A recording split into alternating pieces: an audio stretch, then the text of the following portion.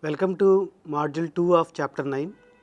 In this module we are going to consider another matrix representation of the graph called incident matrix of the graph. The size of incident matrix is mod V cross mod E or n cross m, where n is the number of vertices and m is the number of edges. There are two types of incident matrices. For a given graph we will give some orientation to the edges. Then the incident matrix of resulting digraph contains entries -1, 0, 1. The incident matrix with entries -1, 0, 1 is denoted by Q of x. The 0, 1 incident matrix is denoted by I of x. In module 2 of chapter 9, we are going to discuss incident matrix of a graph. The learning objectives of this module are: incident matrix of a graph with entries 1, -1, 0, 0, 1 incident matrix of a graph. Let x be a graph with vertex set V of x equal to 1, 2, 3 and so on n, and edge set E of x equal to E1, E2 and so on Em. Suppose each edge of x is assigned an orientation which is arbitrary but fixed. It is called the vertex edge orientation. The incident matrix of x denoted by Q of x. If x is clear from the context, then we simply denote it as Q, is the n by m matrix, where it is easy to see that n is the number of vertices in the graph and m is the number of edges in the graph. Q of x is defined as follows: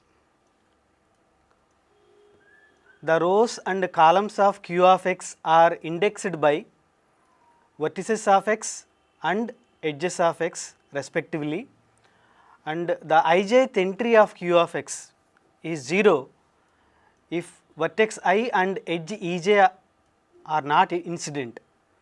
As we know that if we take a vertex and edge, then we will say that incident, whereas if I take two vertices, then we will say that they are adjacent. So, the vertex I is not incident with edge ej.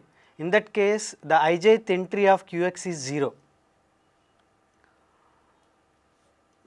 The ijth entry of Qx is 1 if ej originates at I. It is because we are giving some direction to the edges. So, for each edge what happens? It begins at a vertex I and terminates at other vertex. So, if it is originates at I, then we will say that in that case the ijth entry of Q of x is 1, and it is -1 if ej terminates at vertex I. So, that is the reason the entries of Q of x are either -1 or 0 or 1. For example, consider the following graph. This graph contains 4 vertices 1, 2, 3, 4, and it has 5 edges E1, E2, E3, E4, E5. So, the incident matrix size is going to be 4 by 5. So, now we will assign some orientation to its edges. This orientation is arbitrary. We can give whatever the way we like. For example, in this case we given that the edge E1 is a directed edge from 1 to 2. That means it originates at vertex 1 and it terminates at vertex 2. The edge E2 originates at vertex 3 and terminates at vertex 1 and so on. So, consequently the incident matrix of this graph, directed graph, is going to be given like this. That is the first row now, that is related to the first vertex. If you see that there are 3 edges incident at vertex 1. The edge E2 terminates at vertex 1, whereas edge E1 and edge E3 are originates at vertex 1. So, that is why we put 1 for edge E1, -1 for edge E2, and again 1 for edge E3. For edge E4 and edge E5 it is 0. So, here the rows are indexed by the vertices and columns are indexed by the edges. So similarly, if you look at the second vertex or second row, so the degree of vertex 2 is 2. So but both the edges are terminating at vertex 2. That's why both the values are -1. So one is for the edge E1, other is for the edge E4. Similarly, we have other rows, that is row 3 as well as row 4. Now if you look at the matrix carefully, of course it is not a square matrix because the number of edges and number of vertices are not same for this graph, but we can see some other observation, that is if you look at each column contains two non-zero entries, 1 and -1. So if you add all the rows, we are going to get 0. So that's why it is easy to see that the rows are linearly dependent. So now we will see few properties of this -1, 0, 1 incident matrix. First condition is that, first property is that rank of q of x is less than or equal to n minus 1. In that example we already discussed, but again we will state, for any graph x, each edge originates at a vertex and terminates at another vertex, though sum of the entries and in each column of q of x is 0, hence the rows of q of x are linearly independent. We will now proceed to determine the rank of q of x. If x is a connected graph and n vertices, then rank of q of x is equal to n minus 1. That means if the graph is connected, then exactly the rank of q of x equal to n minus 1. Otherwise, we already observed that the rank is clearly less than n, so it is less than or equal to n minus 1, but if the graph is connected, then rank equal to n minus 1. Now we will see the proof. Suppose x is a vector in the left null space of q, that is equal to q of x, that is x transpose into q equal to 0 transpose, where 0 is the 0 vector with all entries as 0. Then it is easy to see that xi minus xj is equal to 0 whenever the vertex I is adjacent to vertex j. It is because we have in each column we have two non-zero entries, one is 1, other is -1, that is why we have this. It follows that xi equal to xj whenever there is a path from I to j. Consequently, all the components of x are equal. This is a nice property. Thus, the left null space of q is at most one dimensional, and therefore, the rank of q is at least n minus 1. Also, as observed earlier, the rows of q are linearly dependent, and therefore, the rank of q is less than or equal to n minus 1. Hence, rank of q equal to exactly n minus 1. Another theorem, if x is a graph on n vertices and k connected components, then rank of q of x is equal to n minus k. Let x1, x2 and so on xk be the connected components of graph x. Then after relabeling of rows and columns, if necessary, we have q of x equal to q of x1, q of x2 and so on q of xq, and the remaining 0. The q of x1, q of x2 is on the diagonals. So, it is a block diagonal matrix. Since xi is connected, the rank of q of xi is ni minus 1, where ni is the number of vertices in the component xi. So, for I is equal to 1, 2, 3 and so on k. Hence, it follows that rank of qx is equal to rank of qx1 plus rank of qx2 and so on plus rank of qxk. But rank of qx1 is n1 minus 1, rank of qx2 is n2 minus 1 and so on, rank of qxk is nk minus 1. So, it is equal to n minus k, hence the result.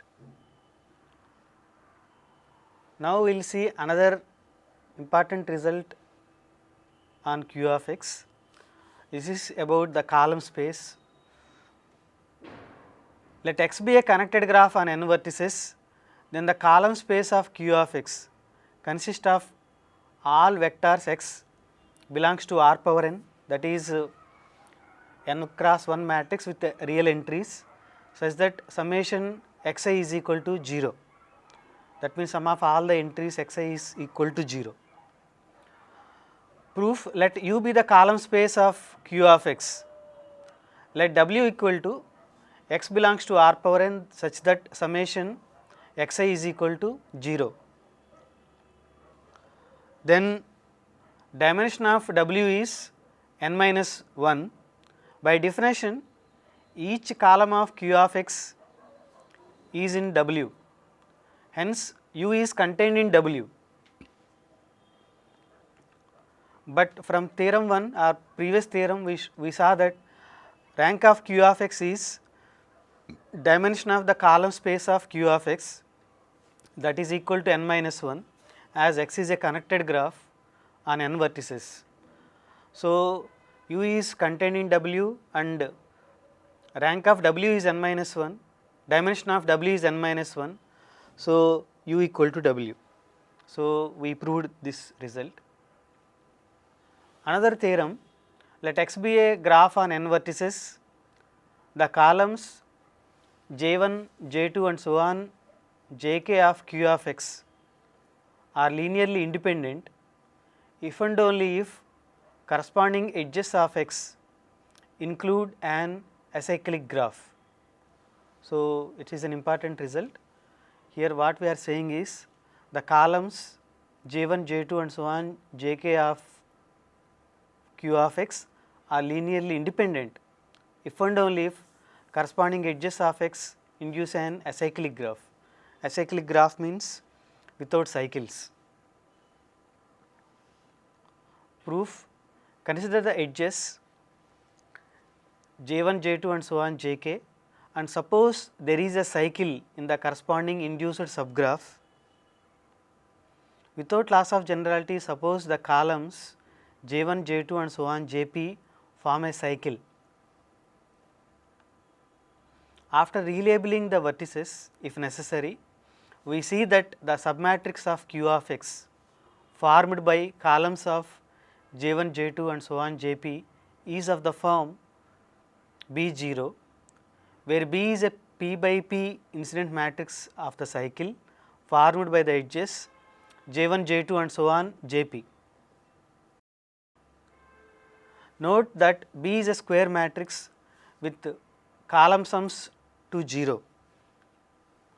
Thus, B is singular, hence the columns J1, J2 and so on Jp are linearly dependent. This proves only if part of the lemma. This is a we proved by contradiction. So, J1, J2 and so on Jk are linearly independent, the columns. Conversely, suppose that the edges J1, J2 and so on Jk induce an acyclic graph, that is a forest. If the forest has q components, then clearly k is equal to n minus q, which is by previous theorem, that is the rank of a q related to number of connected components is the rank of submatrix formed by the columns J1, J2 and so on Jk. Therefore, columns J1, J2 and so on Jk are linearly independent, hence the result. Now, we are going to define a totally unimodular matrices. A matrix is said to be totally unimodular if the determinant of any square submatrix is either 0 or plus or minus 1. That means, we will consider all square submatrices. For each square submatrix, the determinant is either 0 or plus 1 or minus 1. Not only for the entire matrix, every submatrix determinant is either 0 or plus 1 or minus 1, then we will call that matrix as a totally unimodular matrix. Let X be a graph with incident matrix Q of x, then Q of x is totally unimodular. So, the incident matrix with minus 1, 0, 1 are good examples for totally unimodular matrices. Proof: consider the statement that any k cross k submatrix of Q of x has determinant 0 or plus 1 or minus 1. That is, we are considering this statement. So, we are going to prove by induction on k. We will prove the statement by induction on k. Clearly, the statement is true for k equal to 1. That means, if the matrix contains only one entry, that entry is either 0 or plus 1 or minus 1. Clearly, its determinant is 0 or plus 1 or minus 1. So, the result is true for k equal to 1.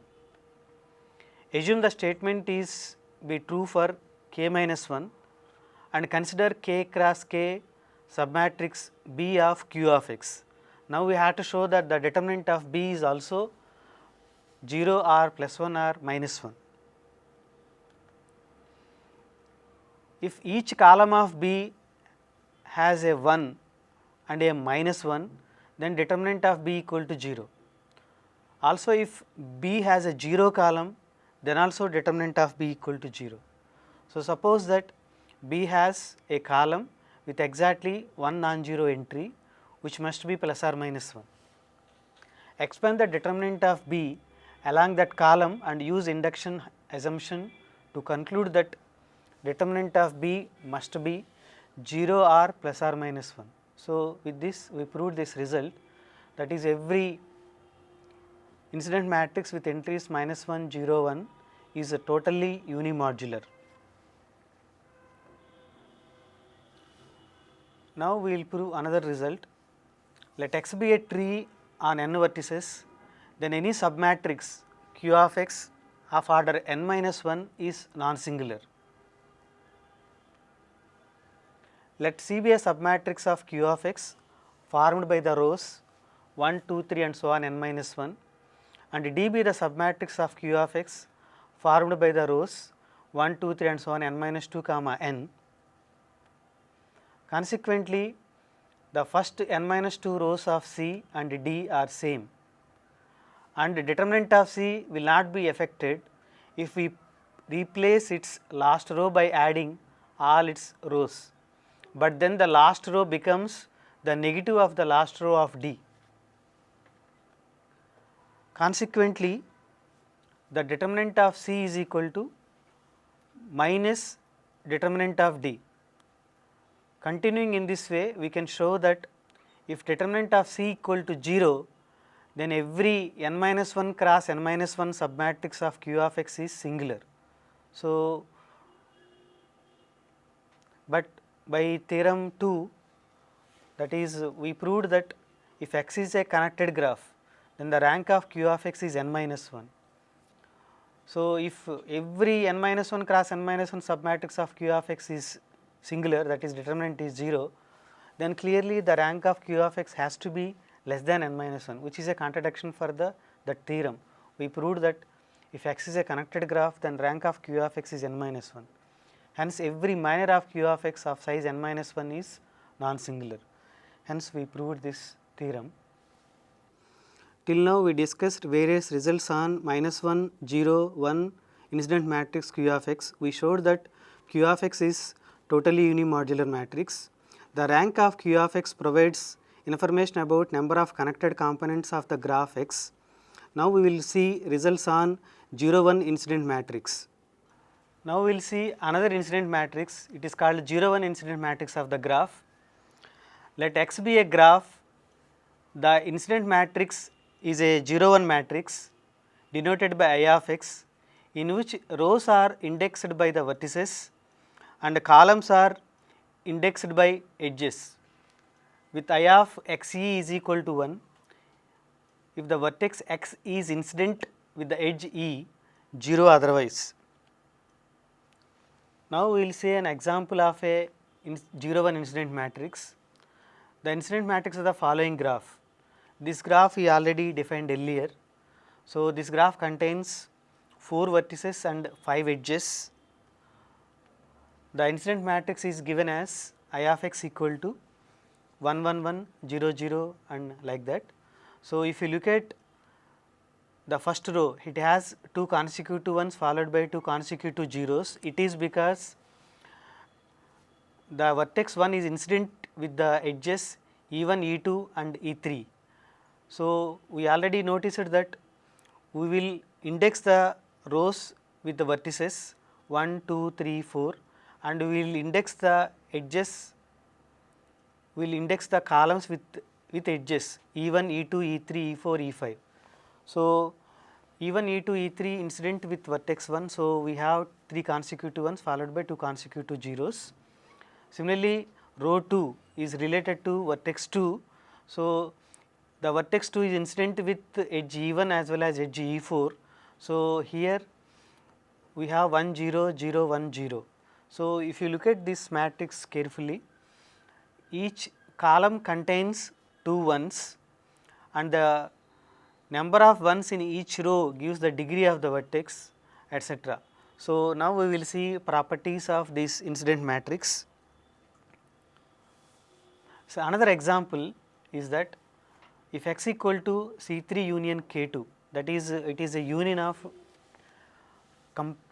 cyclic graph C3 or complete graph K3 and complete graph K2. So, here first 3 rows are indexed by vertices of C3 and the last 2 rows are indexed by vertices of K2. So, you can see that the last 2 rows are identical because they are related to vertices in K2. They both are incident with only one edge, the edge corresponding to K2. So, this is another example to understand what is 0 1 incident matrix. Now, we look at few properties of 0 1 incident matrix. Since every edge is incident on exactly 2 vertices, each column of I of x has exactly 2 ones. The number of ones in each row equals the degree of corresponding vertex. The row with all zeros represents an isolated vertex. Parallel edges in the graph produce identical columns in the incident matrix. Parallel edges means multiple edges, means if 2 vertices will have more than one edge, then they are called parallel edges. If a graph x is disconnected and consists of 2 components x1 and x2, the incident matrix I of x can be written in block diagonal form as I of x equal to I of x1 0 0 I of x2, where I of x1 and I of x2 are incident matrix of components x1 x2 respectively. Permutation of any 2 rows or columns in the incident matrix simply corresponding to relabeling the vertices and edges of the same graph. Now, we will prove an important result on incident matrix 0 and incident matrix of the graph x. If x is a connected graph on n vertices, then rank of I of x is equal to n minus 1 if x is bipartite, n otherwise. So, in other words, rank of I of x is greater than or equal to n minus 1.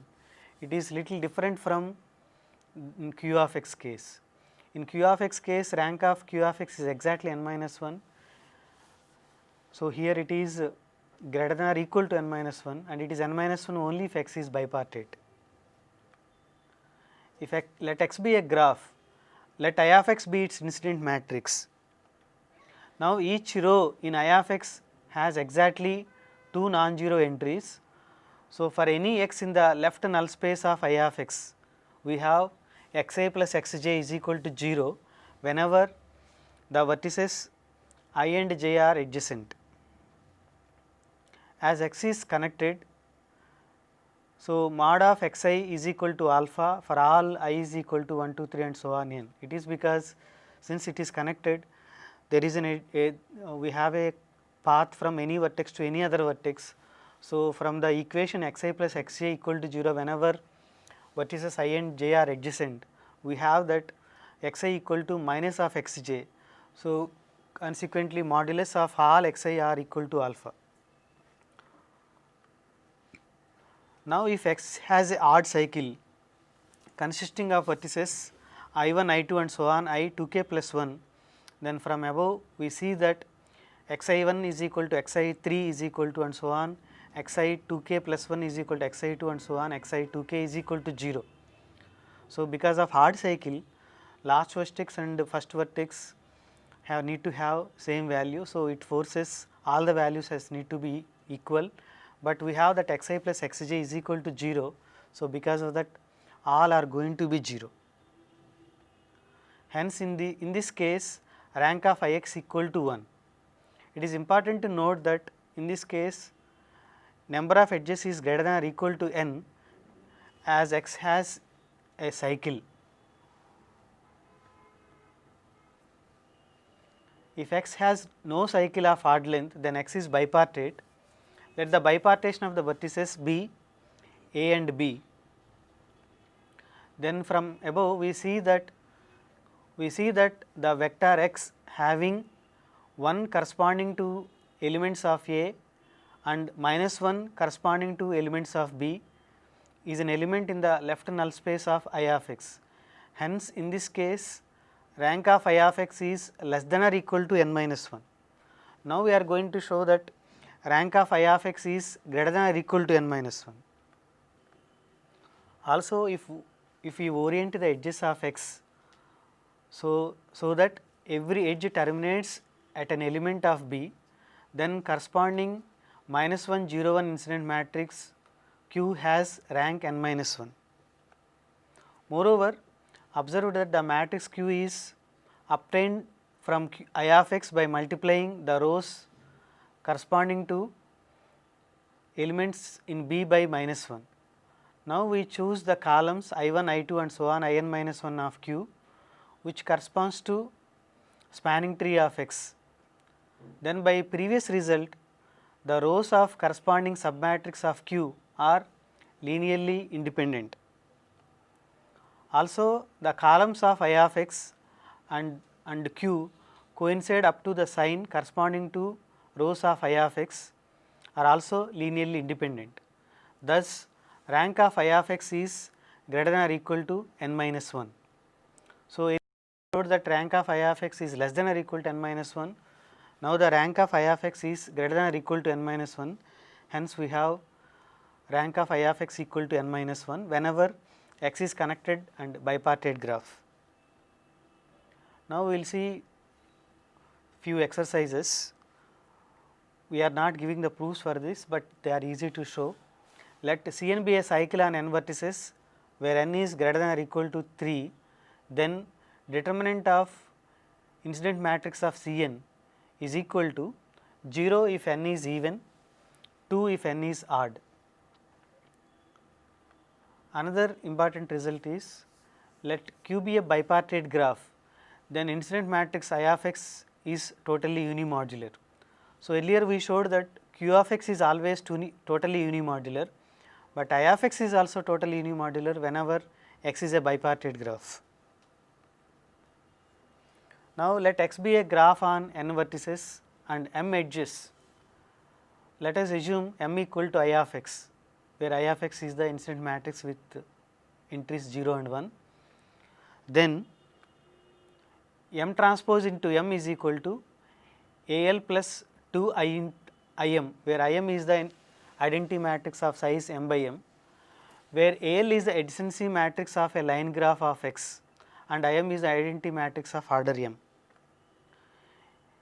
If x is a k regular graph, then MM transpose is equal to A plus k into IN, where A is the adjacency matrix of the graph and IN is the identity matrix of order n.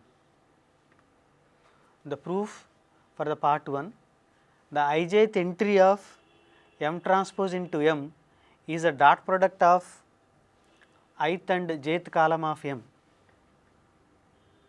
That is easy to see. M transpose into M means simply the ijth entry becomes is the dot product of ith and jth column of M.